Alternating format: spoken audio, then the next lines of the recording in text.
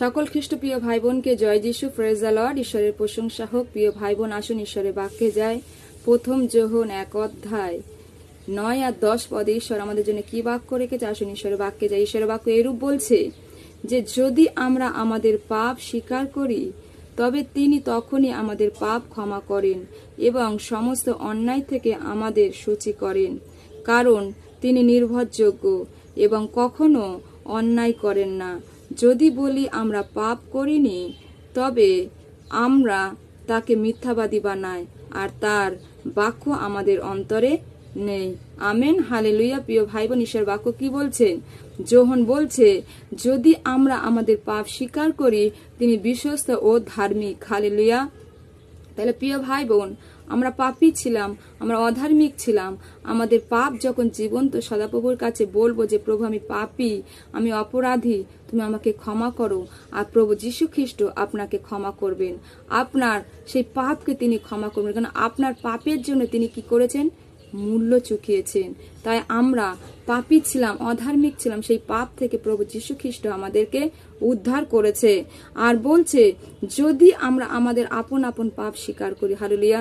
যে পাপ প্রিয় ভাই বোন আমরা কোনো বন্ধু বান্ধবের কাছে বলতে পারি না, কোনো নিজের লোকের কাছে বলতে পারি না, কিন্তু আমরা জীবন্ত সদাপ্রভুর কাছে বলতে পারি।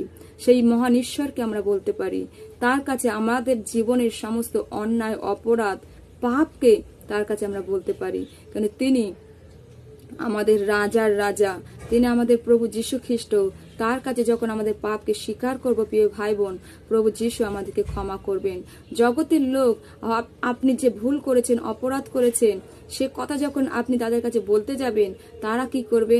সমালোচনা করবে, অন্য অপরের কাছে বলবে। কিন্তু আপনি যখন জীবন্ত ঈশ্বরের কাছে আপনার পাপকে আপনি বলবেন আর বলে ক্ষমা চাইবেন যে প্রভু আমাকে ক্ষমা করো, আমি অপরাধী, আমি অধার্মিক, তখন প্রভু যীশু খ্রিস্ট আপনাকে ক্ষমা করবেন। আপনার সেই চোখের জলকে তিনি কি করবেন? মোছাবেন। তাই প্রিয় ভাই বোন, আজকে যদি আপনি কোনো পাপ করে থাকেন, অধর্ম করে থাকেন, প্রভু যিশুর কাছে আপনি ক্ষমা চান, প্রভু যিশু আপনাকে ক্ষমা করবেন।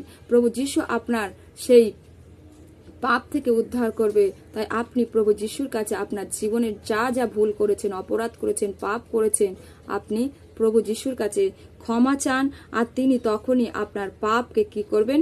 ক্ষমা করবেন আর অন্যায় থেকে আপনাকে সূচি করবেন। আপনি যদি আজকের অনেক বড় পাপ করে থাকেন, অধর্ম করে থাকেন, ব্যভিচার করে থাকেন, আজকের আপনি নির্ণয় নিন, সিদ্ধান্ত নিন যে আমি আর পাপ করব না, অধর্ম করব না। প্রভু যীশু তুমি আমাকে ক্ষমা করো, আর প্রভু যীশু আপনাকে ক্ষমা করবে। মানুষ যদি আপনাকে ক্ষমা যদি না করে, প্রভু যীশু আপনাকে ক্ষমা করবেন।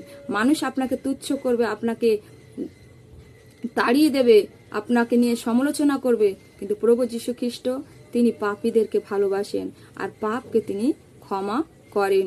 তাই আজকে যদি আপনি আপনার জীবনে অন্যায় করে থাকেন, পাপ করে থাকেন, অধর্ম করে থাকেন, আজকের প্রভু যীশু খ্রিস্টের সামনে আপনি নত হয়ে ক্ষমা চান, আর প্রভু যীশু আপনাকে ক্ষমা করবেন। কারণ তিনি আমাদের পিতা, তিনি আমাদের উদ্ধারকর্তা ঈশ্বর, তিনি আমাদের পরম পিতা ঈশ্বর। তাই আপনার জীবনের সমস্ত অন্যায় তিনি ক্ষমা করবেন। হালেলুয়া।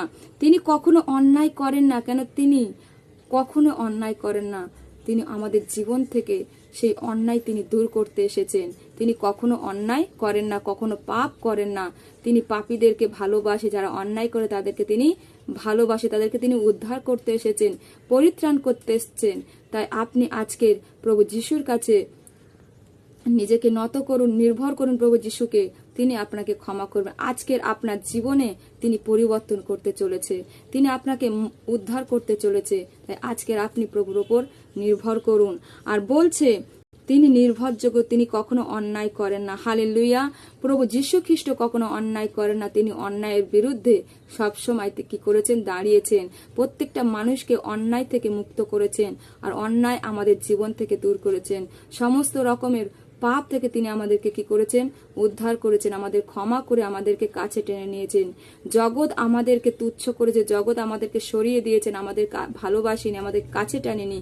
কিন্তু প্রভু যীশু খ্রিস্ট আমরা এত অন্যায় করা সত্ত্বেও, ব্যভিচার করা সত্ত্বেও, অধর্মকতার কার্য করা সত্ত্বেও প্রভু যীশু খ্রিস্ট আপনাকে আমাকে ভালোবেসেছে। তাই আপনি আর পাপ করবেন না, প্রভু যীশুর ওপর নির্ভর করে চলুন, তার পথকে আপনি কি করেছেন? বেছে নিয়েছেন, তার পথে চলুন। হালেলুয়া। আর বলছে, যদি বলি আমরা পাপ করিনি, হালেলুয়া, যদি বলি আমরা পাপ করিনি। প্রিয় ভাই বোন, আমরা জন্মে থেকে পাপী। হালেলুয়া। কোনো মানুষ কি পাপী নয়, কোনো মানুষ ধার্মিক নয়। প্রভু যিশুকে যে জেনেছে সেই হলো ধার্মিক, প্রভুর পথকে যে অনুসরণ করে সেই হলো ধার্মিক। তাই ঈশ্বরের বাক্য বলছে, যদি বলি আমরা পাপ করিনি তবে আমরা মিথ্যাবাদী। হালেলুয়া। ঈশ্বরের বাক্য আমাদের অন্তরে নয়। হালেলুয়া। কারণ আমরা প্রত্যেকটা মানুষই পাপী, প্রত্যেকটা মানুষ অধার্মিক। আমরা কেউ কখনো সেই ধার্মিক হয়ে জন্মগ্রহণ করিনি, আমরা অধার্মিক হয়ে জন্মগ্রহণ করেছি। আমরা মায়ের গর্ভে থাকা অবস্থায় আমরা পাপ অবস্থায় জন্মগ্রহণ করেছি। আর প্রভু যীশু খ্রিস্ট তিনি আমাদেরকে কি করেছেন? উদ্ধার করেছেন সমস্ত পাপ থেকে, তিনি আমাদেরকে উদ্ধার করেছে। তাই আমরা পাপী, প্রত্যেকটা মানুষই আমরা পাপী। আর প্রভু যীশু খ্রিস্ট সেই পাপ আমাদের ক্ষমা করে তিনি ভালোবেসেছেন, আমাদের পাপ, সমস্ত পাপ তিনি দূর করেছেন, করে আমাদের কাছে টেনে তিনি নিয়েছেন, আমাদেরকে জড়িয়ে ধরেছেন। তাই মানুষ, জগতের মানুষ আপনাকে ক্ষমা না করুক, জগতের মানুষ আপনাকে যদি না ভালোবাসে, প্রভু যীশু আপনাকে ভালোবাসে।